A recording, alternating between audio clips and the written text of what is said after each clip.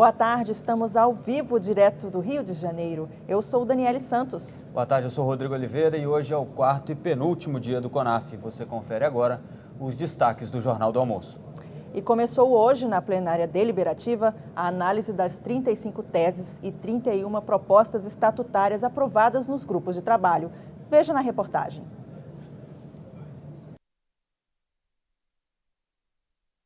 As votações começaram cedo. As teses e propostas foram apresentadas uma a uma pela mesa diretora. Os autores tinham até 3 minutos para fazer sua defesa. Em seguida serão feitos os pedidos de esclarecimento, se tiverem, ele vai prestar esses esclarecimentos, para depois que a gente partir para a fase de encaminhamentos, contrários e favoráveis à aprovação ou rejeição, e em seguida a votação. Ao todo, são 56 textos, sendo 35 teses temáticas e 31 propostas de alterações estatutárias. Somente os 381 delegados têm direito a votar. No plenário, os 475 observadores têm direito à voz, mas não votam. A gente pretende votar o maior número de teses e propostas de alterações estatutárias hoje. Então, assim, aquele horário programado para as 19 horas, a gente vai dialogar com o plenário para que a gente fique até umas 20, 21 horas. As votações ocorrem hoje e amanhã. No caso das propostas de alterações estatutárias, serão consideradas aprovadas as que receberem os votos favoráveis de pelo menos 3/5 dos delegados. Já para aprovação das teses, é necessária ter maioria simples dos votos. Depois que as teses e as propostas são aprovadas aqui no plenário do CONAF, elas seguem para a revisão da Comissão de Sistematização e só depois seguem para a avaliação da instância máxima do sindicato, a Assembleia Nacional.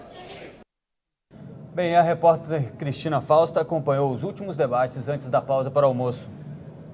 Já na primeira hora de deliberação, os delegados aprovaram mudanças importantes. Entre elas, o plenário aprovou proposta de alteração estatutária, modificando o artigo 3º, inciso 11, que diz respeito aos objetivos do Sindifisco Nacional na defesa das prerrogativas do cargo de auditor fiscal. A nova redação inclui a defesa da autonomia do cargo. Outra proposta de alteração aprovada foi a que prevê que o sindicato combata uma brecha no regimento interno que prevê a instauração de PAD fora do âmbito da corregedoria. O autor da tese defende que esse tipo de procedimento abre possibilidade para perseguições, principalmente em tempos de mobilização. Então, essa proposta visa dizer que, em caso de perseguição, o sindicato vai agir, a categoria está unida para agir e tomar todas as medidas, inclusive judiciais, no âmbito penal, administrativo e civil, para que esse mau colega que tem agido com o intuito de perseguir, seja devidamente punido.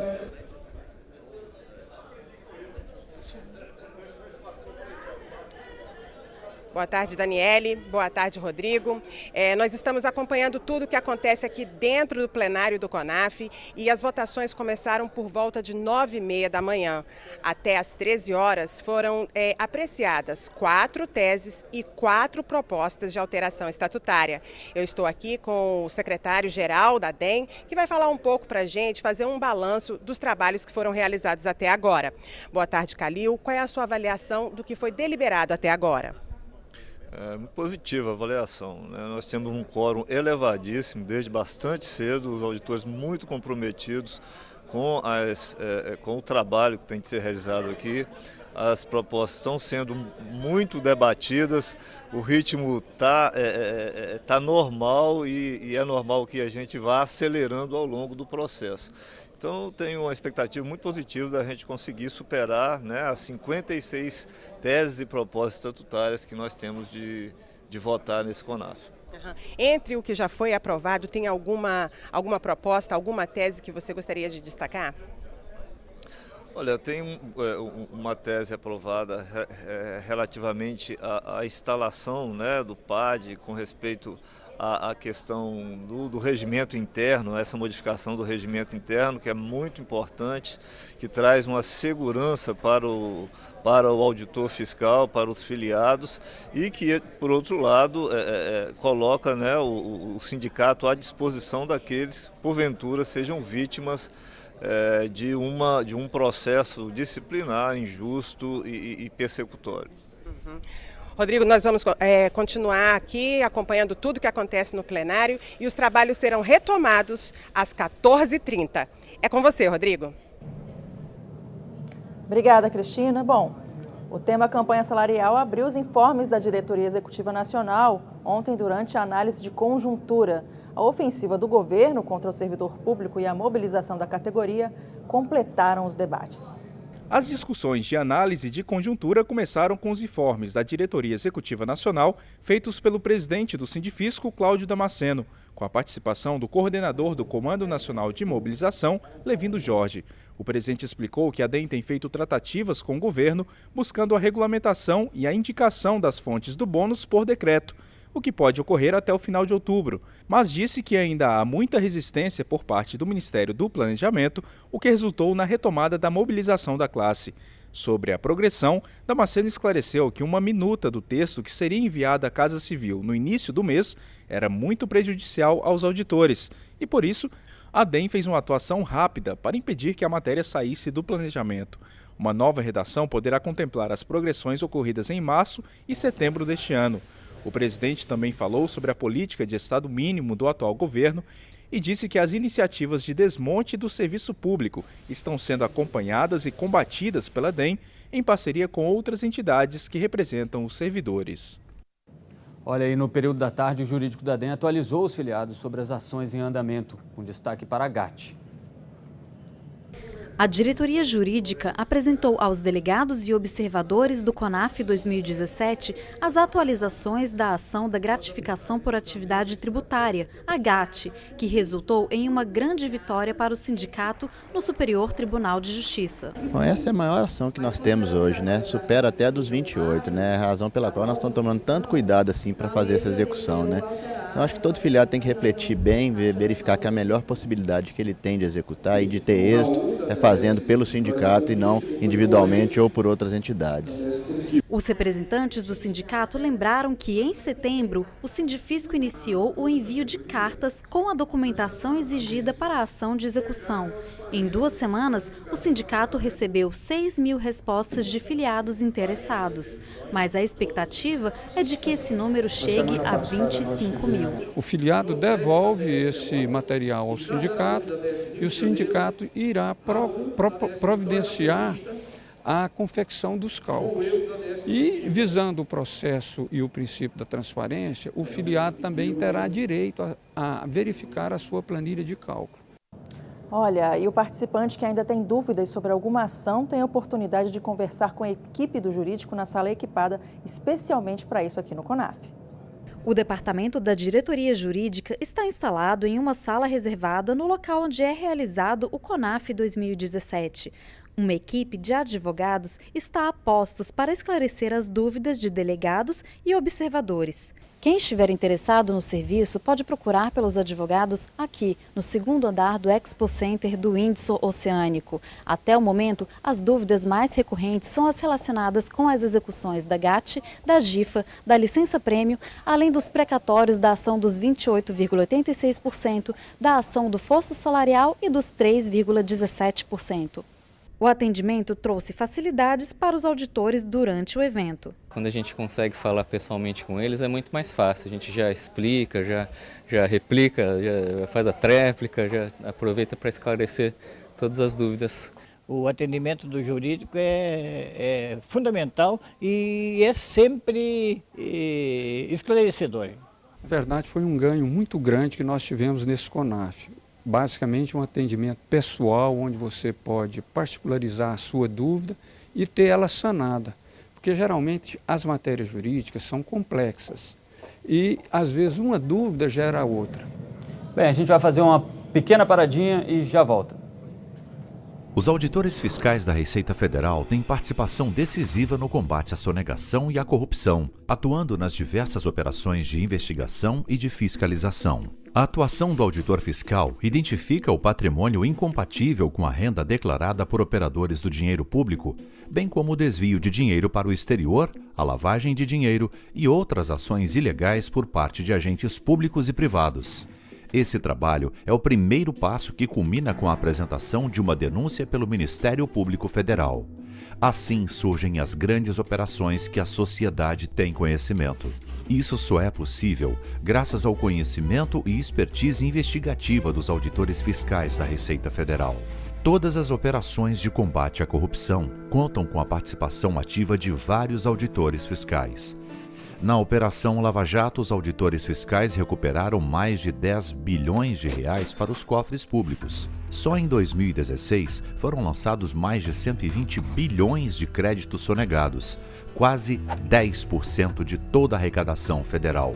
Auditores fiscais da Receita Federal, trabalhando a favor da sociedade, a favor do Brasil. Estamos de volta. Bem, e assim como hoje, o dia de amanhã, último dia da programação do CONAF, vai ser dedicado à análise das teses e propostas que vão nortear as ações sindicais. Veja os detalhes da sexta-feira na agenda do evento.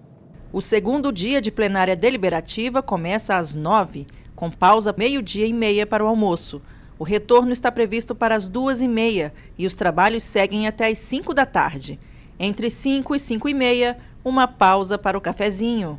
Depois disso, os delegados continuam as atividades até às 7 da noite, com o encerramento do Congresso. Olha, a TV Sindifisco preparou uma matéria especial para mostrar na prática como a aplicação de uma proposta aprovada no CONAF pode trazer benefícios e mudar a história do sindicato. Confira aí. Embora seja uma instância de deliberações importantes para a categoria, como a aprovação das contas do sindicato ou a definição de estratégias de mobilização, até o ano de 2008, a participação de alguns delegados sindicais às reuniões do CDS esbarrava na falta de recursos. Isso porque as despesas ficavam a cargo das delegacias sindicais e como as DSs, com menor número de filiados vinculados, têm proporcionalmente menos recursos, com frequência era necessário requisitar junto à direção nacional um aporte extra para essa finalidade. Outras DSs menores que não tinham tanto empenho em conseguir que a direção nacional pagasse, custeasse uma passagem, hospedagem, algumas dessas DS, sim, ficaram de fora de alguns CDS porque não podiam arcar com esse custo para mandar o seu delegado. Não, a participação nessa instância do CDS é extremamente importante, porque ali nascem as ideias, nascem as propostas que se transformam em indicativos, né, que irão, assuntos que irão para a Assembleia Nacional. Né? É extremamente necessário que todos, e importante que todos os delegados sindicais participem, né, de forma a se informar, a levar, né, para as suas bases o resultado dessa discussão. Com o objetivo de sanar essa dificuldade e inspirado em teses anteriores, o auditor fiscal Bruno Zoner elaborou uma proposta de alteração ao Estatuto do Sindifisco, que lançava a base de cálculo para um fundo de financiamento do CDS. O FINDES foi então analisado e aprovado no CONAF de 2008. Tendo sido implantado no ano seguinte, trouxe a garantia da presença dos delegados às reuniões, além de uma maior praticidade econômica para o sindicato e para as delegacias sindicais. Com um resultado tão positivo, o FINDES serviu como modelo para a criação do Fundo CONAF. Nós temos conhecimento dessa proposta do Bruno num CDS. Então o Bruno comentou com a gente e falou da intenção dele e a gente achou uma proposta muito interessante. E a partir daí a gente já começou construindo para que essa proposta fosse levada e aprovada como foi no CONAF. O debate dela e o entrave político da proposta foi dado no CONAF. A ideia era socializar os recursos que financiam o CDS. A verba seria distribuída de modo inversamente proporcional ao tamanho das delegacias. Mais ou menos o que a gente tem, né, como princípio da tributação, que é o nosso métier, né, o princípio da capacidade contributiva. Quem pode mais, paga mais, quem pode menos, paga menos.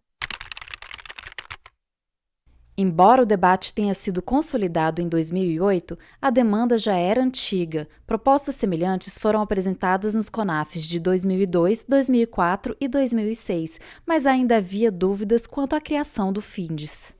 algum grau, né, de resistência. Sempre existe uma proposta nova, algo que está sendo criado. De modo geral, as discussões ocorreram, houve a sensibilidade da maioria dos delegados presentes, né, e se aprovou essa proposta, se aprovou essa forma de financiamento, né, das reuniões do CDS, que tem se mostrado bastante profícua e alcançando os resultados, ou seja, maior participação dos delegados sindicais nas nossas reuniões. E hoje a gente não se vê mais sem o FINDES, que é muito importante para a categoria como um todo, tanto as DS pequenas como as médias e grandes também.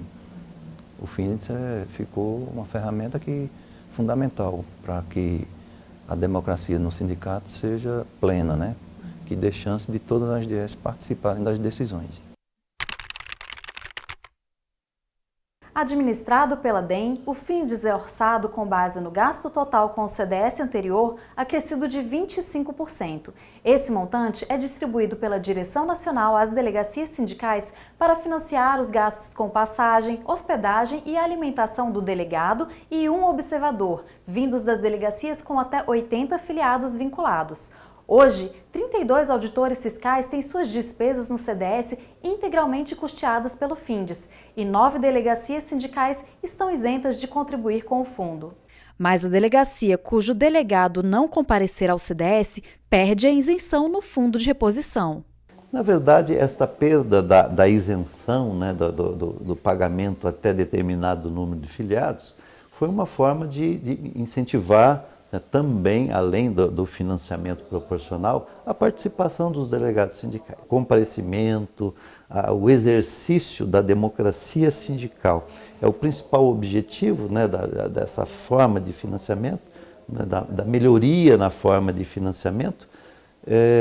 Isso passou a ser bastante interessante e tem elevado bastante a participação dos delegados sindicais. O número de faltas tem sido bem menor do que já se verificou. A realidade das delegacias sindicais pode até mudar ao longo dos anos, como, por exemplo, uma delegacia pode ver a sua representatividade crescer ou diminuir, mas desde a criação do FINDES, essa imprevisibilidade não representa mais uma insegurança para a democracia dentro do sindicato. É importante, né, o CONAF para fortalecer o sindicato, né, Dani? Bom, essa edição fica por aqui. Mais tarde, no fim dos debates de hoje, Daniele Santos volta com as últimas notícias do Jornal da Noite. Eu volto com vocês amanhã, às 8h40 da manhã. Até lá. É isso aí. Nos vemos mais tarde. Até mais.